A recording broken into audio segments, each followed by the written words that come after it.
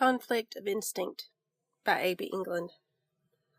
"He's nothing but food," I whispered. "Merely a human." You'd think working as a keeper at the preserve would be a dream, but it's torture. Spending each day amongst humans, smelling the tang of their blood so close you can feel the heat of it radiating off of them, but being unable to strike is pure agony. You'd also think that would make becoming attached to any of them impossible, but again, you'd be wrong. Maybe it's because we vampires are a parasitic race, no matter how much some want to deny the fact, but our very existence is tied to and dependent upon humanity. From our beginnings, we've depended upon their species not only as food, but as our only means of reproduction. So it's only logical our instincts regarding the species can become complicated and confused, especially in those of us who spend large amounts of time with them. I've gone beyond the usual age for the first siring by a handful of decades, so I blame my biological clock for the mistake of getting attached. My pen hovered over the paper. Olson's marks were perfect, and there lay the problem. Master Ivan's policies regarding human husbandry were absolute, and built upon one universal truth all vampires understood. In humans, the genius and the profoundly stupid have one trait in common: they're unpredictable, which makes them difficult to control. Ever since the founding of Ivan's first human preserve, those few at either extreme were eaten young. If I marked the test true to score, I'd never see Olson again. He'd be taken from the preserve and become someone's dinner within the week.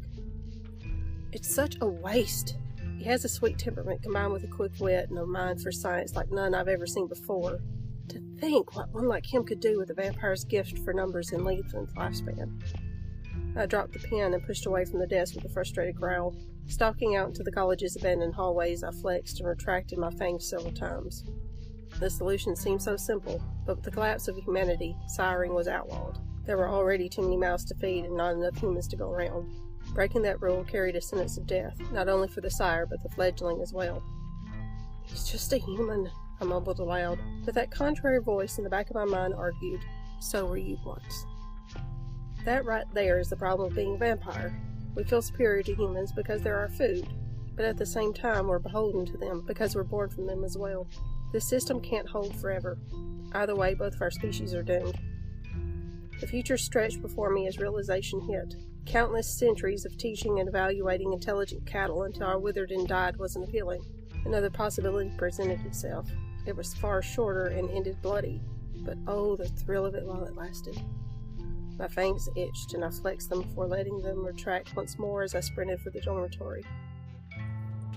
If you enjoyed today's story and would like to see some more stories or articles or find out about my books, you can find more information at abengland.com. Thank you for watching. Please like, share, and subscribe.